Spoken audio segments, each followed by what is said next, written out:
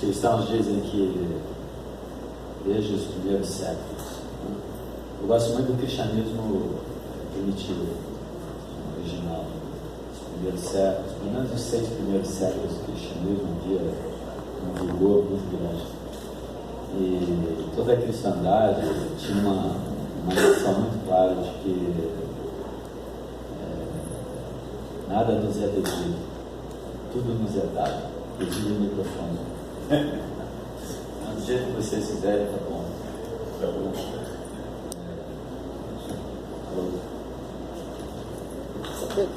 Então,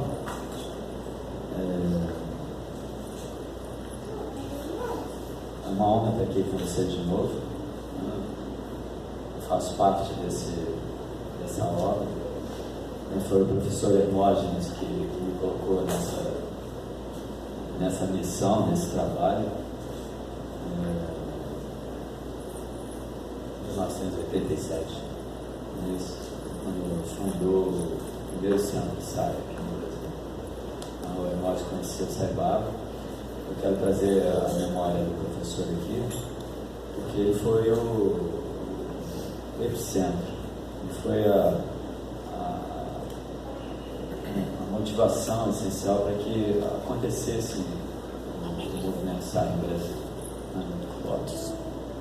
Ele conheceu o Saibaba na Índia em 1985 e desde então ele fazia cultos, cerimônias na academia dele lá na Uruguaiana. Quem frequentou essas cerimônias? Palmeirinho, Betinho,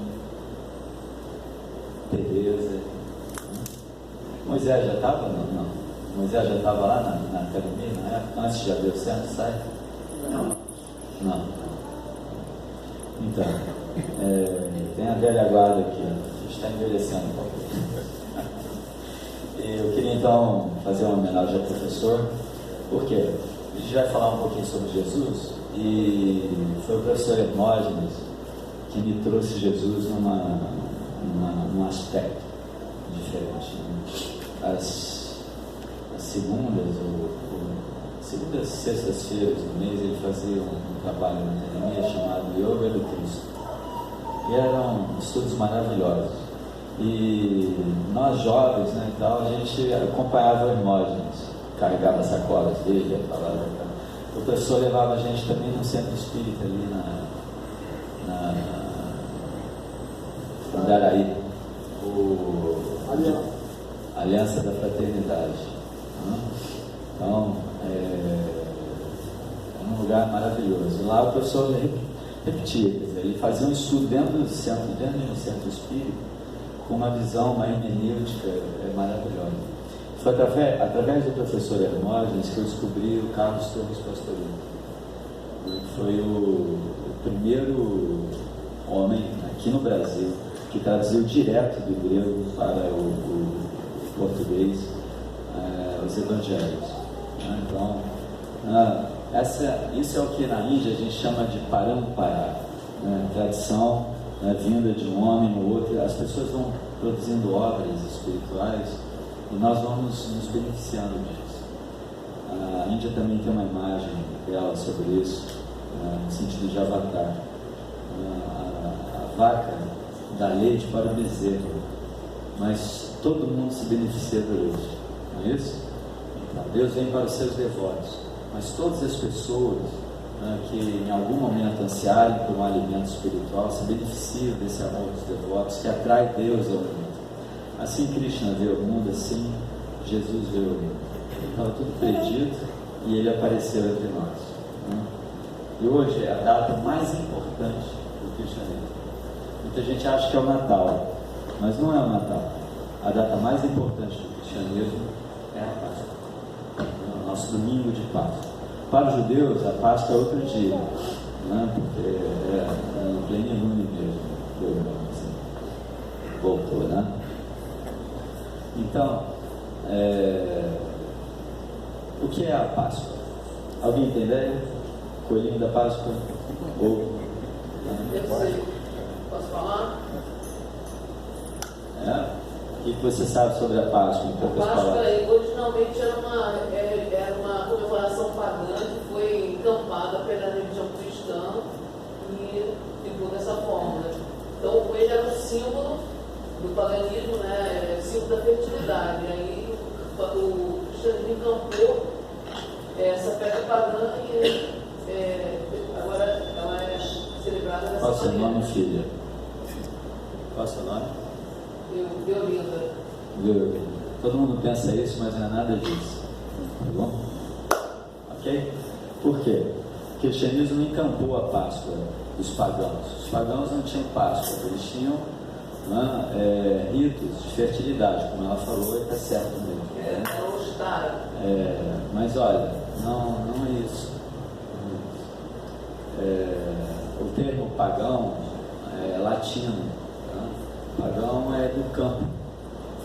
E o cristianismo era uma religião da cidade. Jesus, apesar de ser do interior, da Galileia, ele vivia numa vila, ele vivia numa cidade. O cristianismo todo se difundiu pelas cidades do Império Romano, através das estradas.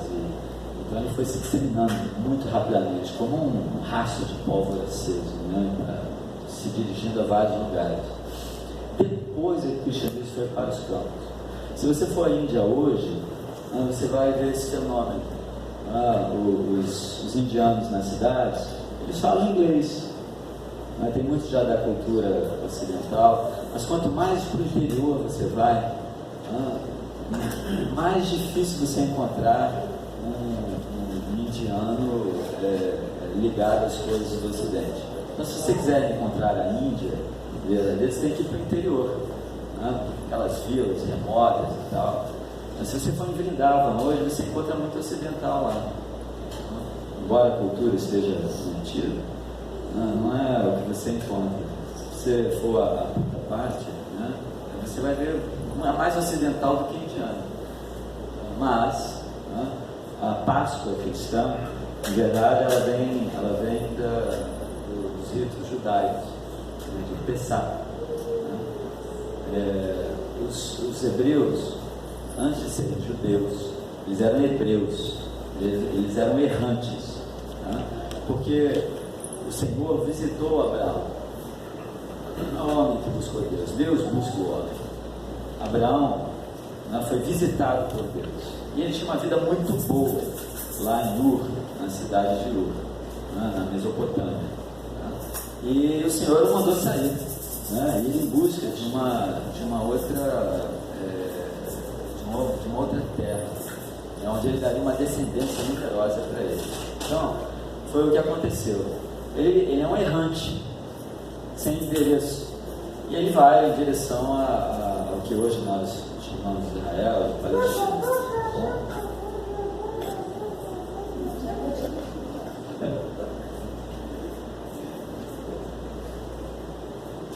Ela vai crescer e com o tempo ela vai entender a importância do que está sendo dito.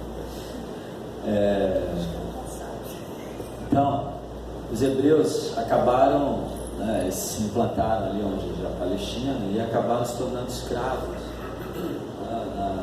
no Egito, porque houve uma grande fome e muita gente foi em direção ao Egito.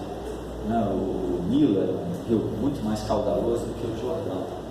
Então toda a humanidade, na verdade, ela cresceu ao longo do que se considera o crescente fértil.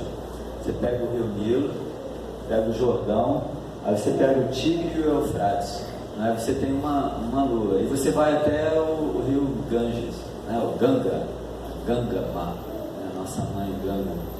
Então todos esses grandes rios que eu pontuei é onde toda a civilização cresceu. O rio Saraswati, que era o rio original onde a civilização hindu crescia, ele secou.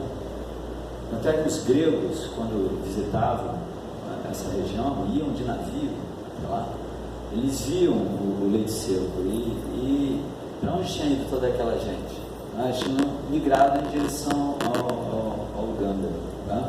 Então toda a civilização cresceu em torno de um rio.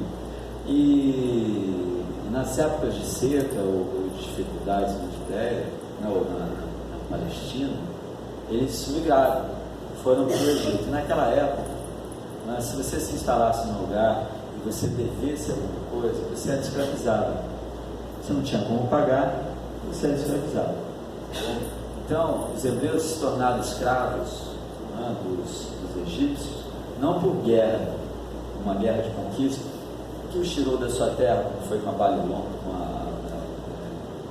Babilônia e os persas.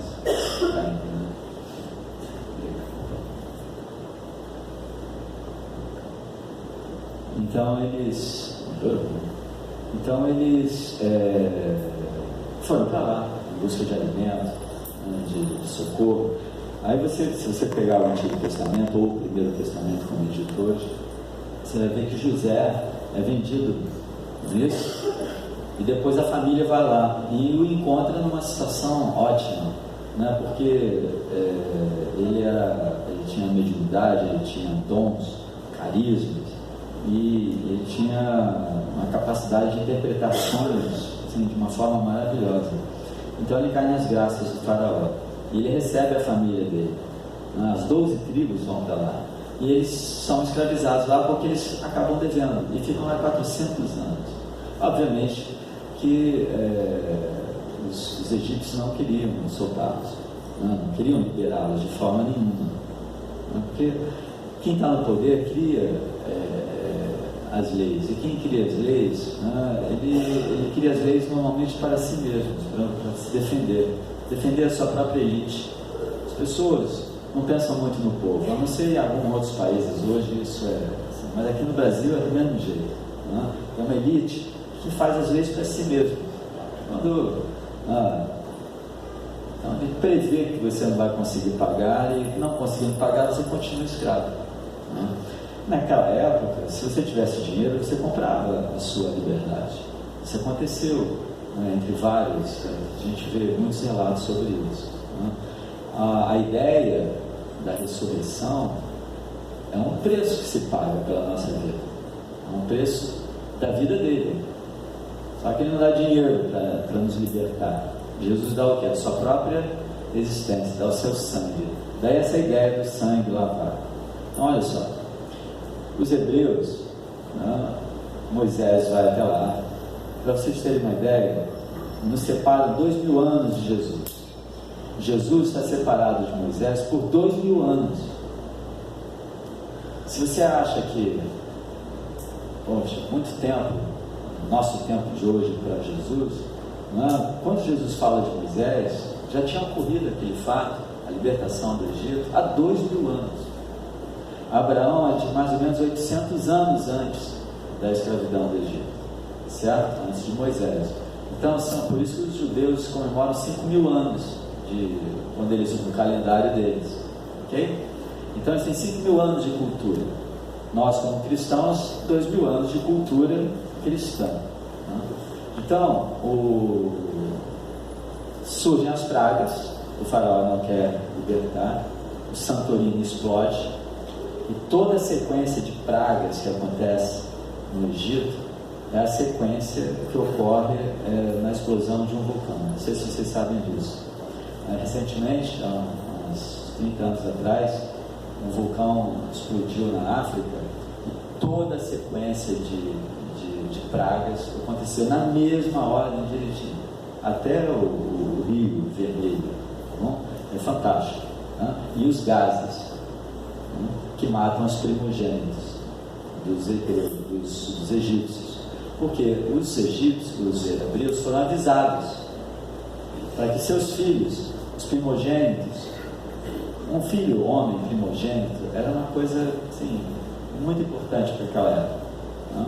Eles dormiam ao lado dos pais, né, em camas baixas, mas eles dormiam no chão e os gases passaram por baixo e os hebreus foram avisados e os seus filhos dormiram com eles, então não foram atingidos os filhos dos hebreus, dos egípcios morreram, né? Foram mortos, né? Pelo envenenamento. Então isso acaba liberando, né? Tudo é colocado na conta de Deus e os hebreus são liberados. Quando eles são liberados, né? Essa é a passagem, Pessá. em hebraico. Então, tem mais algum judeu aqui? Tem a Irma, a Aramara, tem mais algum judeu aqui presente? Não? Tá? Então, Pessah é uma palavra que significa passagem, uma passagem que pula, né? Ou seja, o destruidor, né, que ceifa a vida dos primogênitos, passa, né, por cima. Ele não entra na casa dos hebreus, entre aspas, ok? E poupa os filhos dos hebreus. Mas qual é o símbolo que tem para isso? Por incrível que pareça, é uma cruz que eles fazem na porta das suas casas com o sangue do cordeiro. Então eles, obviamente, para você ter sangue, você precisa matar o cordeiro. Então muitos cordeiros foram mortos naquela noite anterior, e o sangue deles foi traçado nas portas. Por isso que quando os cristãos eram batizados, eles eram, ou você fazia o tal, uma cinza, ou você fazia uma cruz em X, como a cruz persa, ou então a cruz grega, como a gente conhece, okay? Então, Pessah, a origem da palavra Páscoa, que vai dar Páscoa na nossa língua, vem do hebraico Pessah. Pessah é a passagem.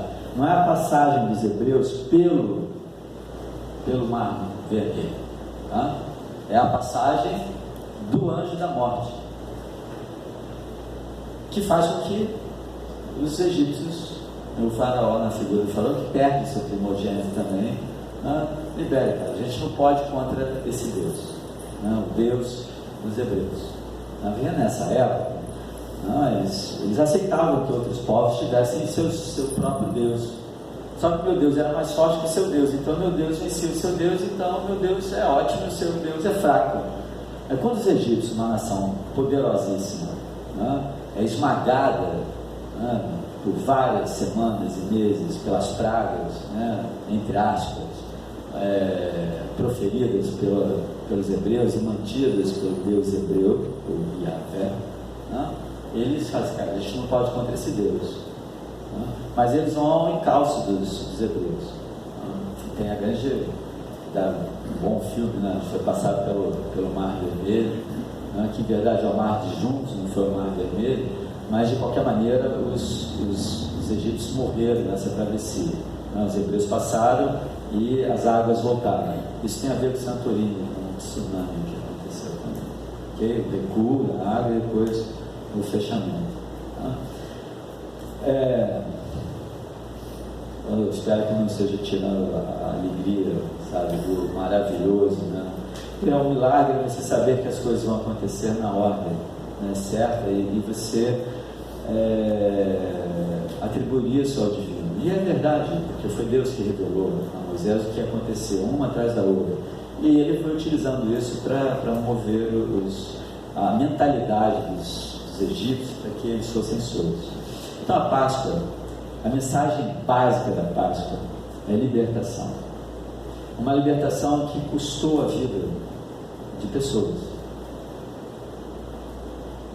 Por isso os hebreus vão instituir a festa da Páscoa. O que eles fazem? Eles preparam um cordeiro, sempre que vem a lua cheia do primeiro mês, porque eles, como eles foram libertos, eles consideram o primeiro mês este mês. Bom, que para nós é sempre março, abril. E é na lua cheia. Então eles preparam um cordeiro que normalmente é mantido pela família por 1 ano. Você convive com o cordeiro, você se afeiçoa a ele, e você sangra o cordeiro. A forma de alguns animais para os judeus são permitidos para eles se alimentarem, mas eles nunca comem a carne com sangue. Então ela tem que ser o quê? Ele tem que ser o quê? Eles penduram o animal e cortam, tá? O cocheiro, e o sangue dele todo se esvai. O animal morre por hipovolemia, ele não fica com uma gota de sangue. Mas se você pegar uma carne de um animal de sangue quente, que foi sacrificado para que ele possa ser alimento para o judeu, você vai perceber que ela está pálida, ela não está vermelha. Entende isso? O que acontece com o corpo de Jesus? Ele é todo retalhado, né? E crucificado, ele se esvai em sangue completamente, né? Jesus morre a causa morte dele é um choque hipovolêmico, né? E cardiogênico, porque você vai ver que vai sair água do pericárdio dele, né? Depois que ele recebe a lançada do Longinos. Então, você veja que é reproduzido em Jesus todo o ciclo pascal dos judeus. Ele é o Cordeiro de Deus que tira os pecados do mundo. Porque no templo de Salomão, eles ofereciam um cordeiro, né? Se você tivesse recursos, você oferecia um animal, né? Por conta dos seus pecados, ou por louvor e graça do Senhor. Você tinha alcançado uma graça de ter um filho, alguma coisa, você tinha que entregar isso ao templo. Por exemplo, Jesus, né? Ele nasce, é o primogênito, ele tem que ser mostrado ao templo 40 dias depois, né? E José tem que dar uma oferenda ao templo, em resgate do primogênito, porque ele é oferecido a Deus, ele é do templo, ele pertence ao templo. Então você dá um animal. Maria, para se purificar, dá 2 pombinhos, tá? São rituais judaicos, que você encontra no Deuteronômio, no Levítico, no Números, tá? Tudo é regulado, é uma vida totalmente regulada por regras espirituais. Os judeus, eles seguiam e seguem ainda os 613 mandamentos, tá?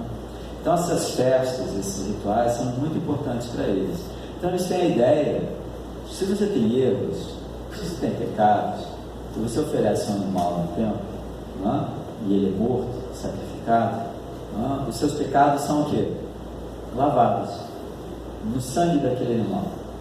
Daí toda essa ideia que nós temos, né, de que Jesus, com seu sacrifício, seu sangue, nos liberou dos nossos erros. É uma metáfora, obviamente, metafísica, né, com entendimento teológico, né, de que nós podemos, né, no supremo sacrifício do nosso ego, nos libertar, né? Deus nos dá essa libertação, Ele nos oferece isso, né? Então, no início da criação, o Senhor disse: fiat lux, né? Faça-se a luz. Se pega o prólogo de João, ele é a luz que vem ao mundo. Jesus é considerado pela cristandade como um avatar. Ele é uma descida da consciência de Deus. Jesus é um avatar. Deve haver algum espírita por aqui, provavelmente. A cristologia espírita reduz Jesus, se equivoca em relação a Jesus, colocando Jesus como uma criatura, né, um espírito puro, né, que foi criado por Deus. Para os cristãos, cristão raiz, não Nutella, Jesus é uma descida da consciência divina. Ele é Deus encarnado entre nós, como Swami, como Krishna, como Rama, comemoramos, né? Rama Chandra, Rama Navana, que agora há pouco tempo, tá? Não sei se vocês comemoraram aqui. Comemoraram? Dia de Rama. Então, Avatar, descida da consciência. Nós praticamos a ascese espiritual. Nós vamos em direção ao absoluto, mas o absoluto vem em direção a nós. Vem nos convidar para essa subida, a subida da montanha, seja do Gólgota, seja das montanhas onde nós meditamos e oramos e nos iluminamos e percebemos a nossa natureza. Então, pensar essencialmente significa isso, né? Esse momento da ressurreição, do retorno à vida, porque os animais são mortos, né? E os homens se livram dos seus erros e renascem de certa maneira. Jesus dá a sua vida para que nós reinstauremos em nós o paraíso. Ele é conhecido no cristianismo antigo como o segundo Adão. Adão cede, né, à desobediência, e o paraíso, o que acontece com o paraíso? Ele se fecha aos homens, os homens saem do paraíso. O homem sai do paraíso não é um lugar, mas é por causa da desobediência, e toda a sua descendência é uma descendência de desobedientes. Caim que mata Abel, que era um obediente.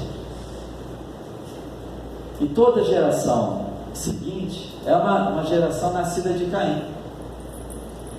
Se você pegar Bereshit, o Gênesis, você vai ver que na criação, o homem foi feito na tarde, no quarto dia à tarde, os animais no quarto dia de manhã. E o Senhor deu para eles as sementes, tanto para o homem quanto para os animais, as sementes e as plantas para se alimentarem. Até Bereshit, Gênesis, é vegetariano. Só que Caim era um agricultor e Abel era um pastor. E ali mostra já o encontro, a tensão que existia no campo entre os pastores e os agricultores. Porque a pastagem significa a impossibilidade do animal pastar, ou o animal comer a plantação. Vocês entendem isso? A rixa e a dificuldade que surge daí. Então, Caim mata Abel, que era um pastor. Caim comia planta. Os animais de Abel comiam plantas. Como só existe agora um agricultor que cuida de animais, o que ele faz? Ele come os animais. Quando você lê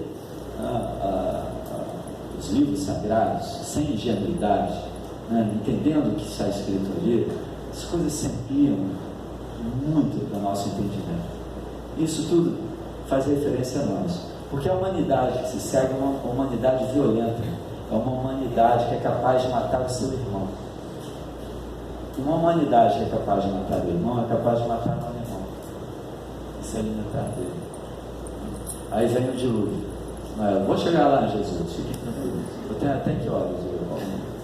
Você tem 20 minutos. Eu tenho mais 20? É. Até 11h20, 11h15. Então, o dilúvio é uma nova aliança. Vocês vejam que o Senhor faz várias alianças. Não? Faz várias alianças. A primeira aliança que ele faz é com Noé. E é simbolizada pelo arco-íris, quando ele destrói uma humanidade que não funcionava e deixa uma humanidade que funcionava com seus animais, para restituir a glória da criação, a pureza, a bondade, o amor. Mas o problema é que eles são filhos de Caim, e a coisa toda se desdobra de novo. E o que acontece? Rompe-se a aliança, faz uma aliança com Abraão, faz uma aliança com Moisés. A última aliança é com quem? É com Jesus, com seu sangue. A aliança que Jesus nos permite é feita através desse pão e do vinho, na quinta-feira santa. Então os cristãos, eles comemoravam o tríduo pascal. Então você pega quarta-feira de cinzas, são 40 dias, a quaresma. O que os cristãos faziam? Eles eram os catecúmenos, eram as pessoas que já estavam treinadas para o cristianismo, que queriam ser cristãos, que queriam aderir à vida cristã. Então, na quarta-feira de cinzas, que era uma marca, eles recebiam as cinzas, eles se cobriam de cinzas e confessavam seus pecados em público para toda a comunidade cristã. Era uma única vez que um cristão se confessava. Por quê? Porque aquele homem que estava se confessando, o que ia acontecer com ele? Ele ia morrer, ele ia desaparecer. Então não havia nenhum problema das pessoas falarem sobre as coisas que elas haviam feito em suas vidas: os adultérios, as traições, as maldades, as mortes, os homicídios, tudo, os roubos, os furtos, tudo que você possa imaginar era colocado para a comunidade. Todo mundo sabia quem tinha sido aquele homem e o novo homem que estava nascendo. Então nessa quaresma ele praticava penitência, oração e jejum. Passava 40 dias assim. E no sábado, véspera da ressurreição, ele era batizado. Ele era mergulhado no nome de Jesus. Ele não era mergulhado em nome de Jesus, ele era mergulhado no nome. Ele recebia o nome de Jesus como um mantra para ele repetir o resto da vida dele. E todos os cristãos faziam isso. Eles repetiam: Jesus Cristo, queridos, Jesus Cristo, queridos. Feche os olhos. Quando vocês inspirarem, pronunciem Jesus Cristo. Quando expirarem, queridos, inspirando, Jesus Cristo, expirando, queridos, Jesus Cristo,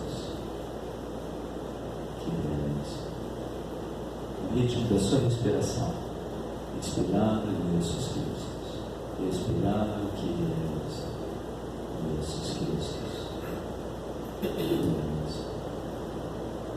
Jesus Cristo, queridos. Eles eram mergulhados no nome. A nossa mente pensa o tempo todo no mundo, mas os cristãos pensavam o tempo todo em Jesus. Jesus como a face do eterno, né? Ele é a face divina do homem e a face humana de Deus. Por isso os cristãos faziam o sinal da cruz. Eles juntavam esses 3 dedos, juntem os 3 dedos, aprendam isso, né? Do céu à terra, da justiça, ombro direito, isso, ombro direito, tá? Do céu à terra, da justiça, a misericórdia, para o coração. Você vem do lado prático para o lado do amor. Você vem do mundo que busca a justiça, né, para o amor e a misericórdia de Deus. Porque a justiça de Deus é uma justiça misericordiosa, que dá sempre oportunidade aos homens de se renovarem, de renascerem, de reencarnarem, de se refazer, de se reconstruir para uma compreensão de Deus. O objetivo da Páscoa é esse: é morrer alguma coisa, morrer o homem velho e nascer o homem novo. Então a gente faz, né, recebe o corpo e o sangue, a vida dele em nós, na quinta-feira, nós o incorporamos. Na sexta é a paixão. Algo de nós tem que ser sacrificado.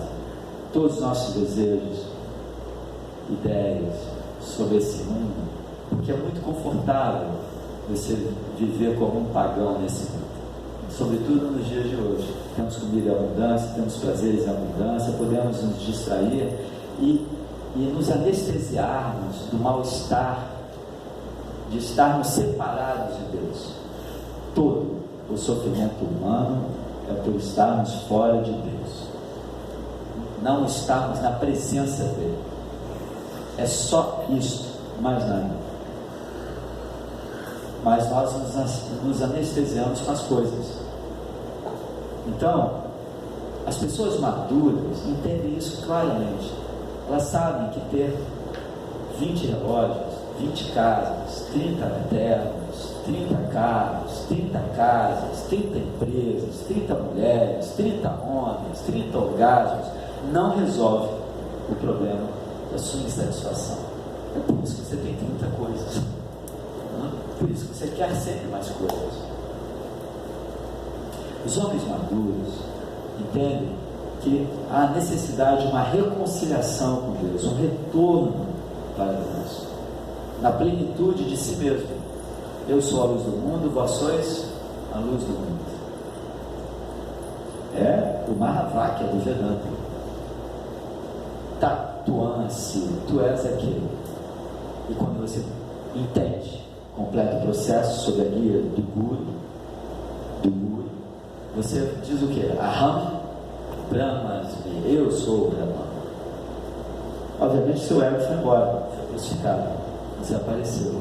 E a sua felicidade não é mais baseada em coisas, mas no ser que você é, na identidade que você tem com Deus. Então, a Páscoa é isto. Você compreendeu, você se alimenta dele, ele está vivo em você, porque quando eu como alguma coisa, aquilo faz parte de mim. Por isso que os cristãos comem o corpo do Cristo, e eles eram acusados de antropofagia. As pessoas de fora não entendiam. Aí um ou outro que assistiu uma liturgia, um ritual, eles achavam que eles estavam comendo a carne de alguém mesmo, eles achavam uma loucura aqui. Então os cristãos foram muito perseguidos por falta de compreensão das pessoas imaturas. Mas nós o incorporamos, ele faz parte de nós. Eu estou em vós, vós estáis em mim. Em João a gente encontra isso. Eu estou em Deus, nós estamos nele, ele em nós. Nós estamos em quem? Nós somos um com ele. Isso é a noção de igreja, de comunidade, de ser um só corpo com ele, um membro. Eu sou a videira, vós sois meus ramos. Nós somos um com Deus. E a Páscoa celebra exatamente isso, né? Então, a sua morte para o mundo, você vê que vem o repouso. Por isso que os cristãos comemoram a Semana Santa. Você pode pegar desde o primeiro dia, o domingo de Ramos, que é o dia da criação. Você tem no sétimo dia, no Shabat, você tem o quê? O que Deus faz? O que Deus faz? Descansa e repousa. O que Jesus faz no sétimo dia? Repousa. O corpo dele está em repouso para ressurgir no primeiro dia, que vai ser o domingo, que para nós cristãos, eu digo nós cristãos porque aqui alguém não é cristão, não foi criado ou educado dentro do cristianismo, levanta a mão para mim, por favor, se pertence a alguma outra tradição. Não importa que você seja devoto de Sai Baba. Sai Baba teve muitos devotos que entraram em conflito, por amarem-no e amarem Jesus. Eu disse, cara, eu vou ter que deixar de amar Jesus para amar Sai Baba? Como fica isso? Tem uma lira de Sai Baba muito significativa de um rapaz da América Central que não tinha dinheiro. Ele ganhou dinheiro para ir, alguém deu para ele na rua, porque ele queria muito conhecer Sai Baba. Ele foi para a Índia e ele fotografou Swami, sempre com o coração apertado, apaixonado por Swami, mas em conflito porque ele amava Jesus, ele era um devoto de Jesus. E ele perguntou isso para Swami na entrevista dele, como ele fazia com isso, porque ele estava em conflito. Swami sorriu e disse, quando você voltar para sua casa, na época em que a gente tinha que revelar filme, você terá a sua resposta. E quando ele revelou os filmes, em todas as fotos em que ele fotografou Sai Baba, aparecia quem? Jesus. Nós temos uma concepção errada dos avatares, por isso que eu vim com essa blusa hoje para vocês. Okay? Krishna, Buda, e Jesus. Por quê? Porque é sempre uma descida da consciência divina. Obviamente que ele toma uma forma característica para aquela época, com aquele idioma, com aquela cultura, mas a consciência divina, ela é sempre a mesma em qualquer lugar. Então o que Krishna ensina é o que Buda ensina, é o que Jesus ensina, é o que Swami ensina. Se Swami não ensinar o que Jesus ensinou, ou que Krishna ensinou, ou que Buda ensinou, nós temos um problema muito sério. É o que a gente encontra por aí, gente que funda suas religiõezinhas, porque é uma ego trip grande, onde o sujeito quer ser licenciado, ele rompe com o parampara, ele rompe com a tradição espiritual para fundar a sua pessoal. E o que mais espanta é ver pessoas que são buscadores do sagrado se entusiasmarem com essas pessoas. Posso falar nomes? Pode. Rajneesh, Osho, um estelionatário do espírito. Eu posso falar outros nomes aqui para vocês, mas esse basta. E as pessoas vão atrás. qual é o Paramparai? Qual é a tradição espiritual dele? Não tem. Nenhuma. Sai Baba critica fortemente esses gurus. Não tem. Por que não tem? Porque é uma viagem, é uma carreira só. Já viram esses caras que cantam, tocam em grandes bandas? Eu sou dessa época. Os Beatles acabaram, cada um foi para o seu lado. Que eram incapazes de se manter unidos. Foi Yoko Ono. O demônio, o Satã que separou os Beatles. Nada. Cada um queria seguir sua carreira solo. Entendeu? Nós somos devotos de sonho, mas somos devotos de Jesus, somos cristãos, nascemos numa sociedade cristã, temos que conhecer o cristianismo. Por isso que no emblema de Sai Baba tem a cruz cristã, e por isso que ele fala para todos nós estudarmos a literatura, os shastras de cada tradição sagrada. Ele não fala para você seguir gurus em carreira solo, ele fala para você seguir a tradição do seu país, a tradição da sua cultura. Se você é judeu, você é devoto dele, mas você é judeu, você tem que conhecer a Tanakh. Se você é cristão, você tem que conhecer os 27 livros do cristianismo e tem que se dedicar mesmo, senão você não vai ser um devoto dele verdadeiramente. Por isso que ele manda estudar aqui dentro dessa casa os evangelhos, como nós já fizemos aqui algumas vezes. Eu tive a oportunidade de estar com vocês para isso. Então, a Páscoa, o Senhor repousa, ele visita o Hades, vai à mansão dos mortos. Por quê? Porque ele vai tomar posse também dos infernos, porque o Senhor está em todos os lugares, ok? E ele ressurge no domingo.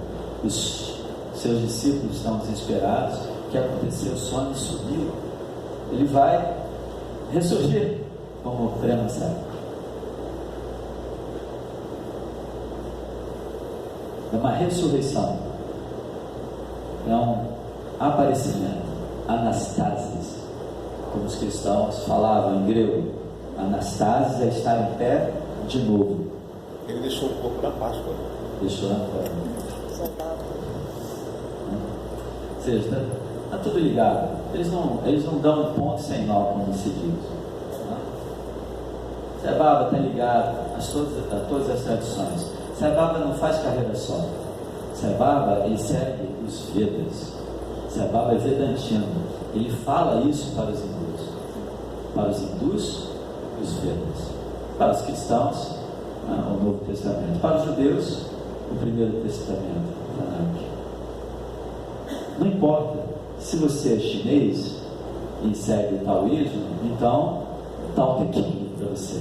Mas você segue uma tradição espiritual, para você poder ter uma solidez na sua busca. Porque mestres vão iluminando discípulos que se tornam mestres e iluminam discípulos. Uma luz volta ao mundo. O Festival das Luzes na Índia, não é isso? Ou seja, a luz está no mundo. Por isso que o domingo, que é o segundo dia o primeiro dia para os... porque o Shabbat é o sábado, aí vem o primeiro dia. Então, o primeiro dia da semana, segunda-feira, terça, quarta, quinta, é o domingo, Dominis, Dominos, é o dia do Senhor, o dia que o Senhor retorna, que ele aparece. Não só a cruz está vazia, agora o túmulo está vazio. E Jesus, com o seu retorno, com seu anastasis, com a sua ressurreição, prova para os discípulos e os seus seguidores que não existe o quê? A morte.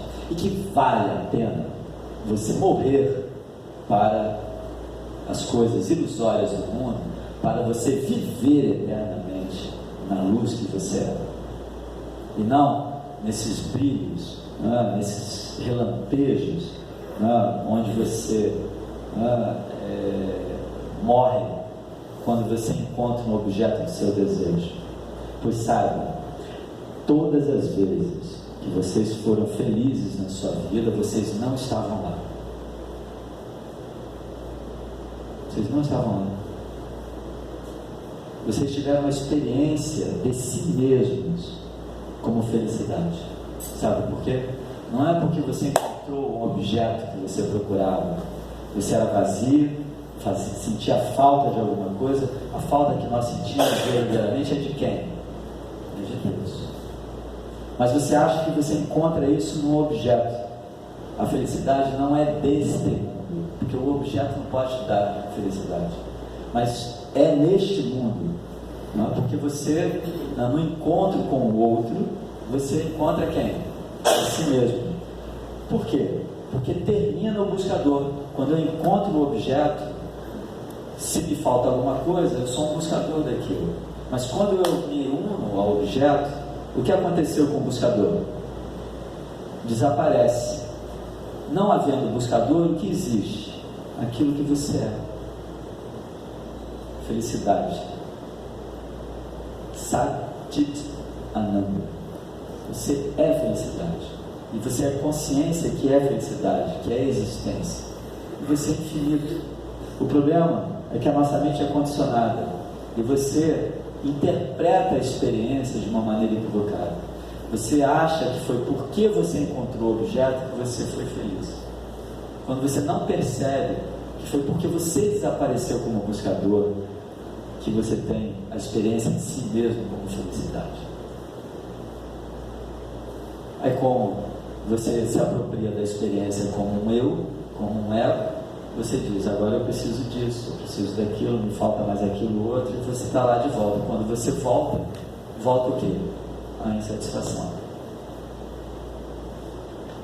O retorno de Jesus, então, a ressurreição dele, né, essa Páscoa, para nós é isto, né, que a igreja vai fazer o quê? O que a nossa amiga falou.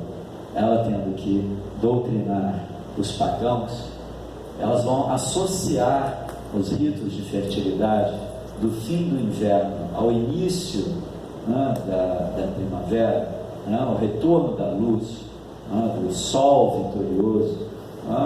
Aqueles ritos de fertilidade existiam há milhares de anos. Né? Vai ligar aquilo à imagem de Jesus. E com o tempo, ovo é vida. Né? Vai deixar de ser ovo, os ovos eram pintadinhos e tal, é daí que vem essa coisa do coelho, que é um animal muito fértil, né? E óbvio que o coelho não põe ovo, né? Mas por um milagre eu achava que o coelho, minha mãe dizia, é ridículo. Por quê? Porque as nossas crianças, eu me lembro das Páscoas, eu ficava esperando o chocolate, eu não recebi instrução sobre Jesus na Páscoa. Eu não recebi. Alguém aqui recebeu? Não, ninguém. Só estou vendo cabeças balançando. Não, eu recebi. Você recebeu sobre Jesus. Mas ela morava ela morava num lugar especial. Aonde? Cidade eclética. Cidade eclética. Legal. Lá era muito quente, não tinha possibilidade de ter ovo de praia. Não tinha geladeira. Entendeu? Então esqueça a história. Celebrem, obviamente, suas crianças, né? A Páscoa e tal, com ovos e tal. Mas a Páscoa, ela é cristã para nós. Os judeus a celebram de uma maneira, né? Pensando na sua liberdade. E nós, na vida que nós somos, na vida eterna que nós somos. Bom? Então, eu desejo a vocês uma boa Páscoa. E eu trouxe para vocês a comunhão do Cristo. Eu vou deixar.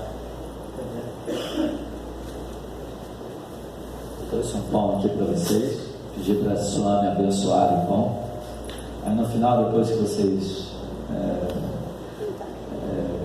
colocarem as cinzas e terminarem o culto aqui, vocês vêm aqui ao altar, tirem um pedaço do pão, né, para que vocês sejam abençoados nessa data tão especial do Senhor.